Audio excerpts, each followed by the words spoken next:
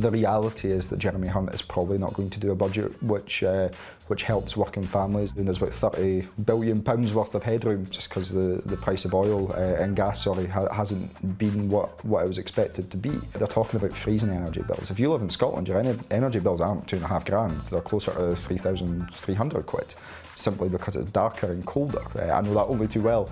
Thank you for joining us, Stephen. Do you want to start by telling us who you are and what you do? Yes, so I am Stephen Flynn. I am the Member of Parliament for Aberdeen South. I'm not actually fae Aberdeen, which is quite a feat for a Dundonian to get elected in Aberdeen. It's a big thing. I'm the MP for Aberdeen South, have been since 2019, and I'm the SNP group leader down in Westminster as well. I became the group leader in December, so it's been pretty busy since then. A few things have happened in the political landscape, both down here and back home, so it's been an interesting time. You didn't really get a moment to naturalise. I'd say you were straight into Prime Minister's questions almost immediately. Yeah, and I mean, like, that's what you want. You kind of want to get torn into the Tories, don't you? So the opportunity for Prime Minister's questions is ideal. Keir can be pretty wishy-washy, so he leaves an open goal for us. I try and jump in and take it as best I can. But you know, when I'm doing that, and I think this is an important point, like for folk in Scotland in particular, you know, the Labour Party are in many ways a pale imitation of the Tories when it comes to the key policy stuff. Freedom of movement, single market, customs union, Scotland's democracy, our right to decide our own future. The Labour Party just repeat the lines of Rishi Sunak. So the opportunity to try and tie them both together is an enticing one to get as well. What's the biggest pinch point? Where do you differ from Labour? I think when it comes to Brexit, you know, Keir in December, I think it was, said that joining the single market wouldn't be good for the economy. I mean, that's just utterly absurd. And I don't think he entirely believes it. He's obviously just trying to appeal to a certain cohort of voter in England, but it simply doesn't make sense. And we're a very pro-European party. And as a younger person, I appreciate I didn't quite look that young, but I'm still only 34.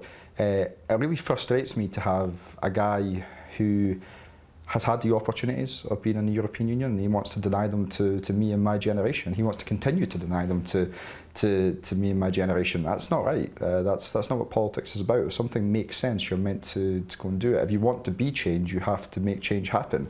I don't think the Labour Party are really keen on that. They just want a bit of power now, don't they? Do you think they respect the impact that Brexit's had on Scotland? No.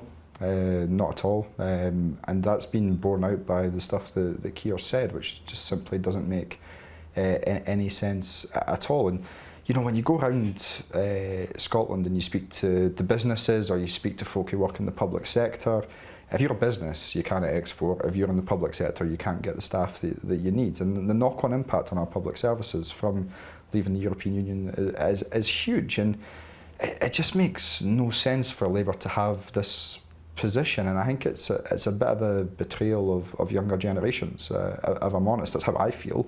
You know, maybe Keir will change his mind again. He's got a habit of changing his mind on stuff, but probably not in the next 18 months or so in the run up to a general election. But why don't you think that Keir Starmer would take that seriously, or even the Tories, the party allegedly of business? Mm-hmm. Why do you think they don't take it seriously that you're having trouble exporting, importing, or getting workers in? Yeah.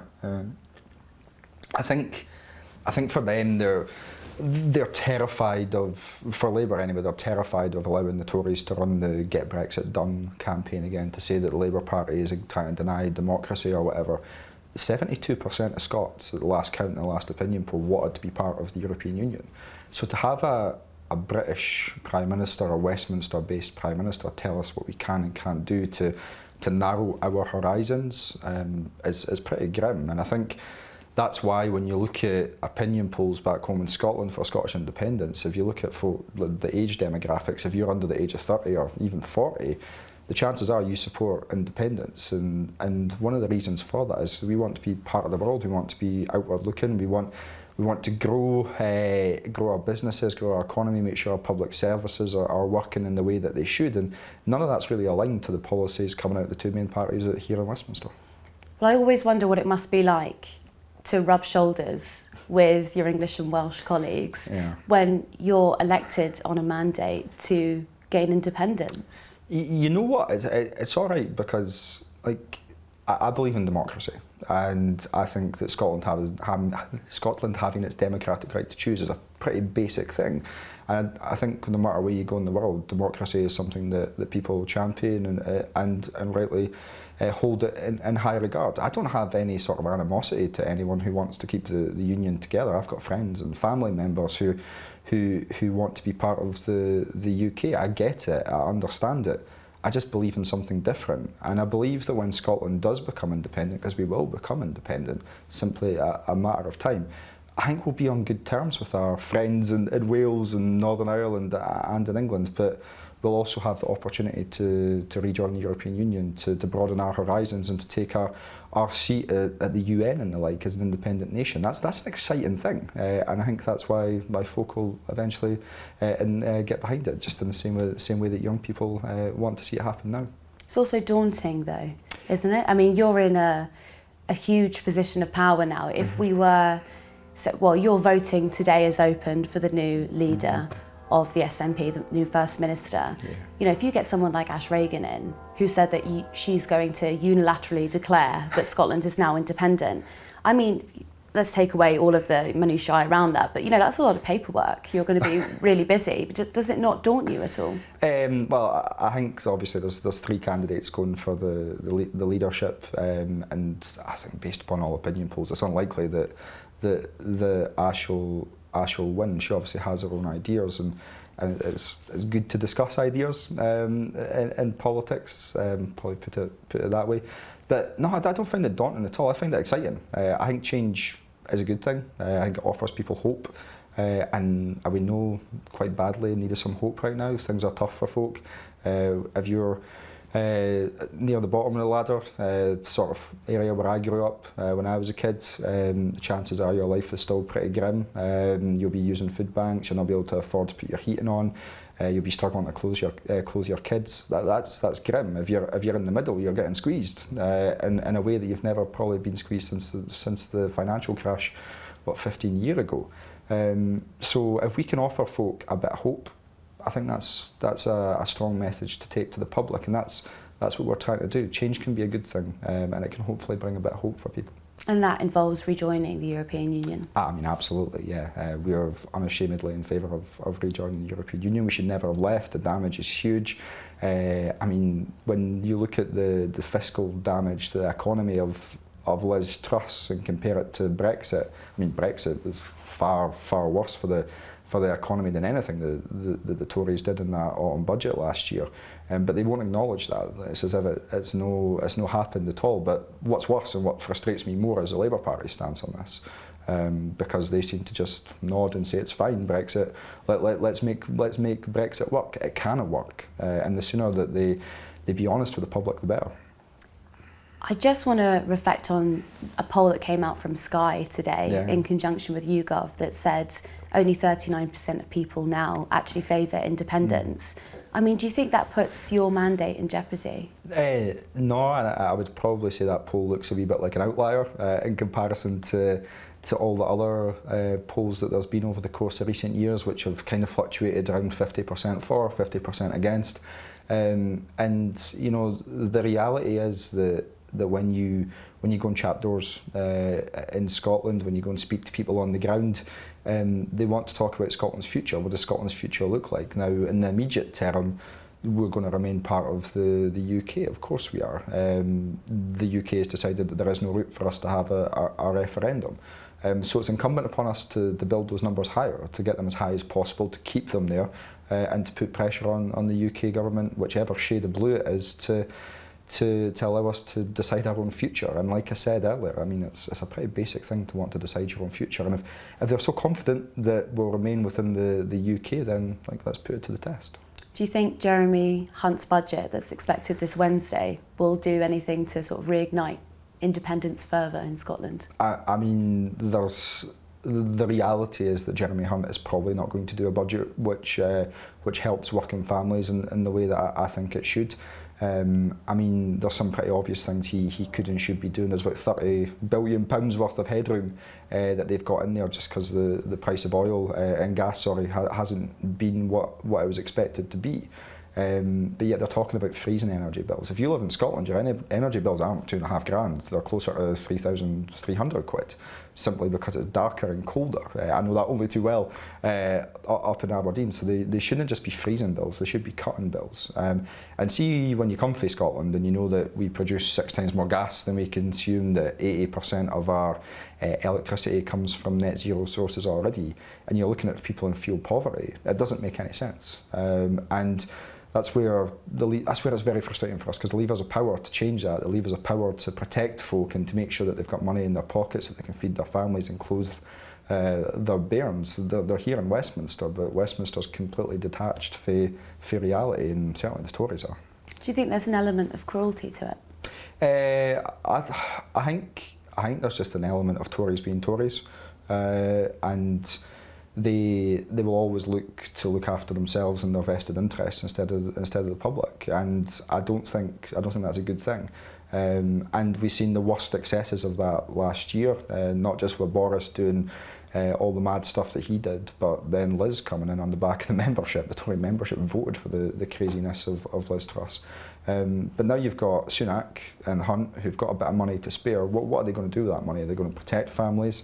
Are they going to try and ensure that people have the opportunities that they should have, in particular young folk? I very much doubt it.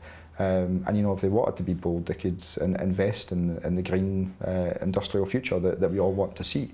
Something that's pretty close to my heart, for the northeast of Scotland. We're obviously the home of the oil and gas industry, but I want to see that turn into being the home of the renewables industry. It's where the people there have got the skills and expertise to do that, and hopefully young people coming through can go and work in those industries. But the Leavers have power again to deliver that in totality. Rest here, and if they don't want to just be bold on that, go and be bold and allow us all to join the single market like Northern Ireland's getting. I mean, if it's such a good thing for Northern Ireland, why not the rest of us? I mean, they don't have much to gain, do they, from creating a big green revolution in Scotland? They haven't got power there. If anything, it could make you even closer to independence. I mean, why would they? Well, I mean, you could probably put the same argument to the 1970s and 80s and beyond, when they first tapped Scotland's black gold, and the UK Treasury has been absolutely coining it for multiple decades. About £400 billion has flowed from Scotland's North Sea directly into Whitehall. And what have we got in return for it? There's certain parts of Aberdeen, the home of oil and gas, where the life expectancy, the difference between the West End and some of the southern areas like Tory is multiple years. That's not good enough. How is that a society which looks after people and redistributes in the way that it should? It's not. So yeah, whilst they might not see an incentive in it, the reality is that they need to build that green future to allow folk to have those different jobs, but also to create a bit of safety for all of us going forward. And we need to be conscious of the climate emergency as well. It's not gone away, and nuclear power stations at huge costs are not the answer, that's for sure. I think it sounds like you feel the Tories don't appreciate you. Do you think that they expect you to be grateful? They definitely expect us to be grateful, but it's not just them. The Labour Party think that Scotland should be grateful. They used to think that Scotland should be grateful for the Labour Party just being there. They used to treat us as if we were always going to vote for them, and they got a shock in 2014 when they decided to hold hands with the Tories and campaign to deny us our independence. That hit them in 2015 when we pretty much wiped them out, apart from lonely Ian Murray in Edinburgh. And the complacency for Labour in the run-up to the next general election is quite something to behold. They think, probably rightly so, that they're going to do really well in England. But I think they think the same in Scotland as well. But as we get closer to that general election and the truth bites home that Keir Starmer is almost one and the same as Rishi Sunak when it comes to the big issues that affect people's lives in Scotland, I think Labour are in for a bit of a shock. But with all that in mind, and then looking at maybe some of the more outlandish polling that came about sort of October, November last year, which showed the SNP could become the opposition party, the Tories could lose so many seats that you would actually become the opposition. Yeah. You were asked last month if you would want that, and you said you didn't. No. I mean, but it would put you higher in the parliamentary pecking order. You might get a larger seat at the table. Why would you not want that? Because I'm not here to firstly feather my own nest or try and get a grand title. I'm here to improve people's lives in Scotland and to champion the case for Scotland being independent. Being a leader of an opposition party in Westminster is not why I got involved in politics. I mean, I can understand why it may be attractive to some people, but it's not to me.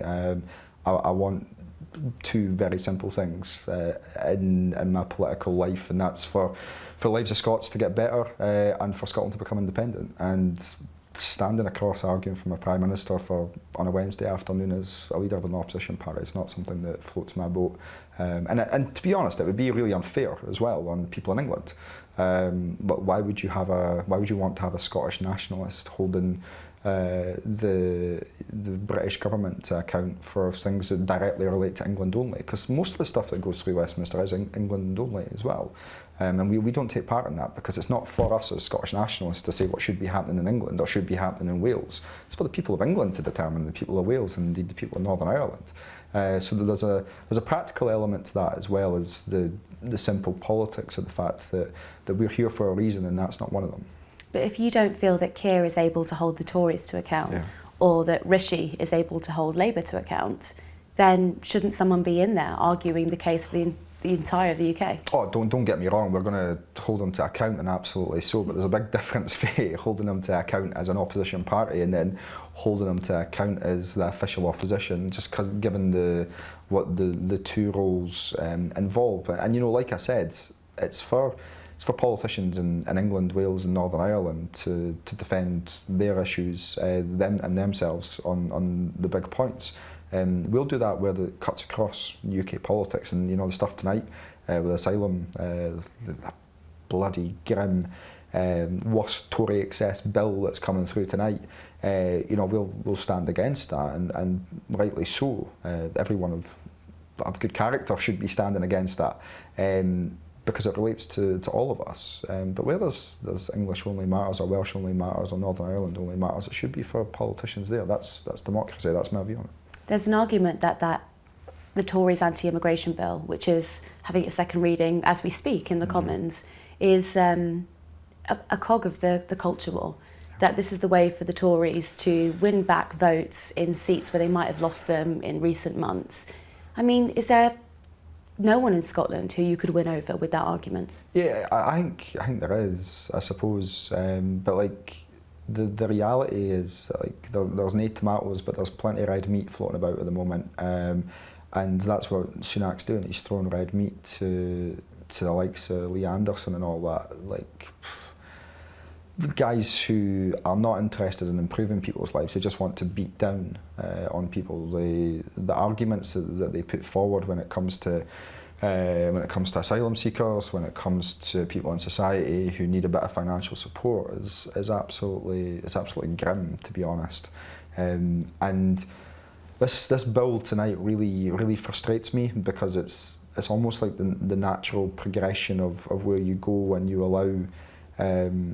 you allow people like that to get into power. And if this gets through, when are they going to stop? I mean, I asked the question of the Prime Minister last week about women who've been sex trafficked here, and under this bill they won't receive protections under our modern slavery laws. How is that the way for any society to operate? How have we found ourselves in a situation where that's acceptable?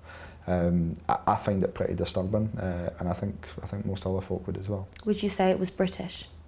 I think it's very Tory, UKIP.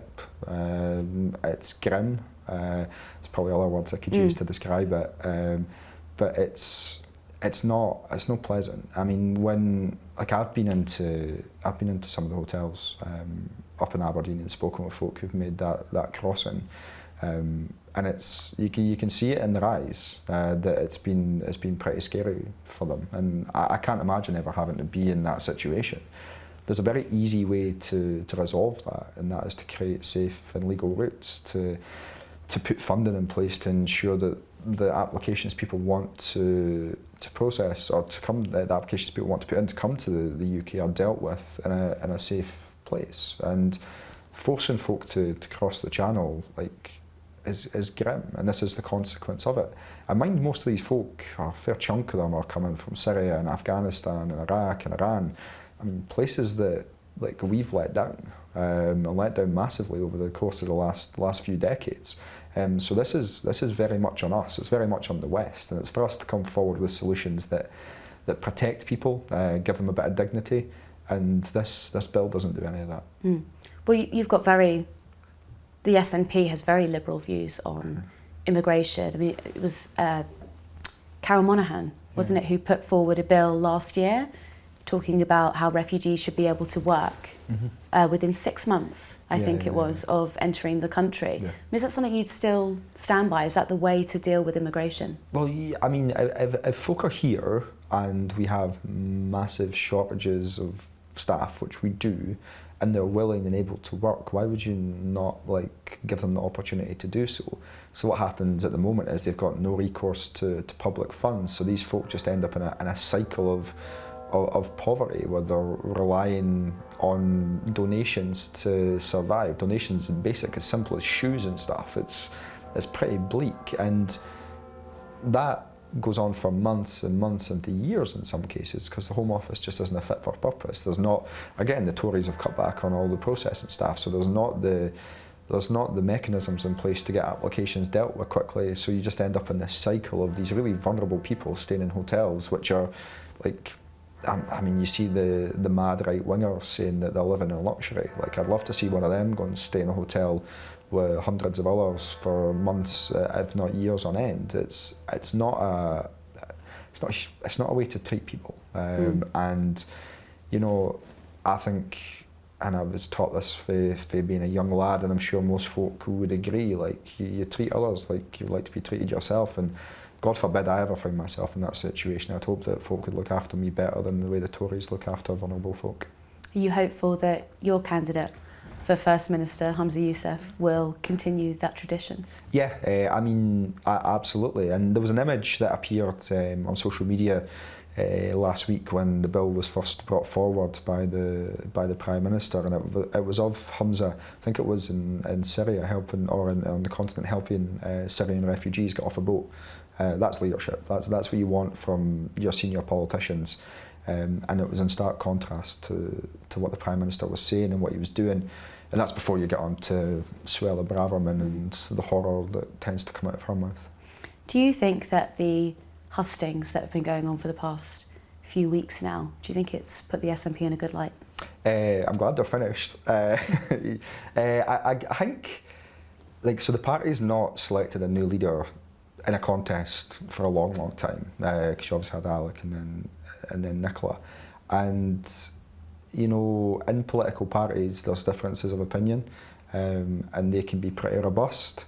But the important thing now is that once a new leader's in place in a couple of weeks, because votes are now open, I hope folk do vote for Humza, because I think he'll be brilliant. Then once that's done, we need to all just come together and just accept the fact that there is difference of opinion, but there is a direction now, and we need to all get behind it. Kate Forbes, the other candidate. Yeah. I do have to ask you. Yeah.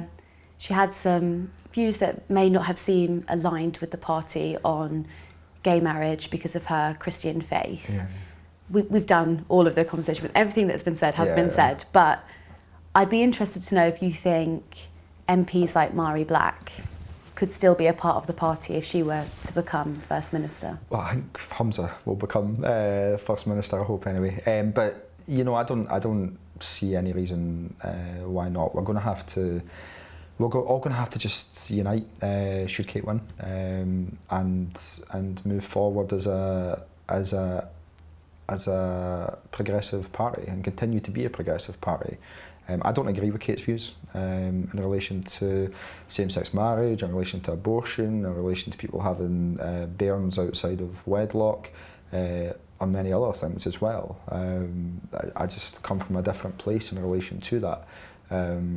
But if the party membership votes for her, then the party membership votes for her. We'll just have to deal with that as it comes. But do you think that people who are part of the LGBTQ community, do you think they're able to feel safe in a party who was led by someone with those sort of views?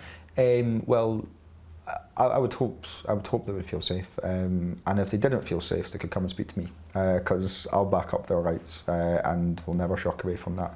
And I know Humza's the same. I know that Kate did say that she has voted not in line with her faith before. She would push through gay marriage and she'd be all right with that. But do you think you can be a politician of conviction if you are essentially going against your own grain? I think it's tough, innit? But that's for individuals to deal with and to explain to the public. I'm very relaxed about people's individual views when it's in a way which allows people to express themselves and be who they are. I think that's important in a progressive society. Some folk are scared of that. Some folk on the right are scared of that in particular. I seen GB News doing a mad thing over the weekend about Gary Lineker and Brighton. You didn't watch their Match of the Day special? I seen it. I seen the mad clip on Twitter saying that because Gary Lineker was who he was, he'd like to go to Brighton because there's rainbow flags. And you're thinking, what is this? How is this even being broadcast? Well, who is that for? Who do you think that rhetoric is for? 1970s homophobes, probably. Some dinosaurs as well. But you know, if those folk were to lift their knuckles off the ground, they'd probably realise that what they're talking about is people, and they're not doing any harm. They're just living who they are and living their lives freely, and that's a good thing, and that should be celebrated, not tolerated, celebrated. Do you think GB News is helpful for the media landscape? No. I mean, and what worries me the most about GB News is like the fact that senior parliamentarians seem to pick up shows on this on a weekly basis now, probably because most of them are going to lose their seats soon.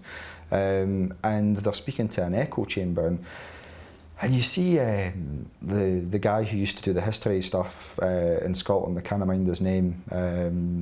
The Coast guy? Yeah, the Coast guy, yeah. I've seen some of his ramblings during the pandemic and stuff, and you're just wondering, like, what are they achieving from that? How is that helping people? How is that improving anyone's lives when they're just constantly punching down on folk? It's not. So you wouldn't advise any of your MPs to go on to GB News? I don't think any of them have. I mean, they're nice enough to send us invites every so often, but I think I'd find anything else to do in life, if I'm honest. Just want to finally ask you, it's strike day today, junior doctors out on strike. What's your opinion about all of our NHS at the moment? Should there be an amendment to the pay review body? Do you think that they deserve more money, or? So the big contrast between the UK government and the Scottish government when it came to NHS and the pay settlement is that Hamza Yousaf has got around the table with them. There's not been a single nurses' strike in Scotland. Total stark contrast to here. We managed to get to a position where we've settled with the ScotRail, and I know we're in a good position when it comes to the education unions in Scotland as well. So we've dealt with them, the unions, totally differently. We've treated them with respect, got around the table with them and chatted with them and tried to find solutions, and that's the way these things should be done. The Tories haven't wanted to do that because they wanted to stoke division. I've seen some of the junior doctors on the tube on the way in, and all power to them. Thank you very much.